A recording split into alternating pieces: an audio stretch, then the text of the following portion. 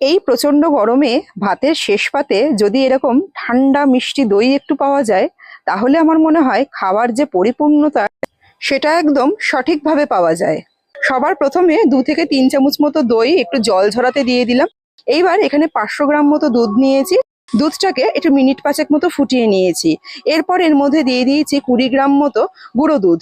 তাহলে দুধটা খুব বেশিক্ষণ ধরে জাল করতে হবে না, খুব সহজেই দুধটা একটু ঘন হয়ে যাবে। আর সেই সাথে দিলাম প্রায় 100 গ্রাম মতো চিনি। যেহেতু মিষ্টি দই, মিষ্টির ভাগটা একটুখানি বেশিই রেখেছি, তবে মিষ্টিটা যে যার পছন্দ অনুযায়ী দিলেই হবে। সবকিছু দিয়ে দুধটাকে আরো মিনিট 5 মতো ফুটিয়ে নিয়েছি। দিয়ে এবার একটু ঠান্ডা করতে দিচ্ছি। দুধটা মোটামুটি ঠান্ডা হয়ে এলে একটা আঙ্গুল ডুবাতে পারবো সেরকম কুসুম কুসুম ভাব যখনই থাকবে, তখন ওর মধ্যে আগে থেকে যে জল ঝরানো দইটা ছিল ওটা দিয়ে দিলাম। দইটাকে দুধের সাথে খুব ভালো করে মিশিয়ে নিয়ে এবার যেই পাত্রের মধ্যে দইটা জমতে দেবো সেই পাত্রের মধ্যে ঢেলে নিলাম। আমি এখানে একটা মাটির হাঁড়ি নিয়েছি। এরপর হাঁড়ির মুখটাকে বন্ধ করে একটা গরম জায়গায় 8 থেকে 10 ঘন্টার জন্য এটাকে রেখে দেবো।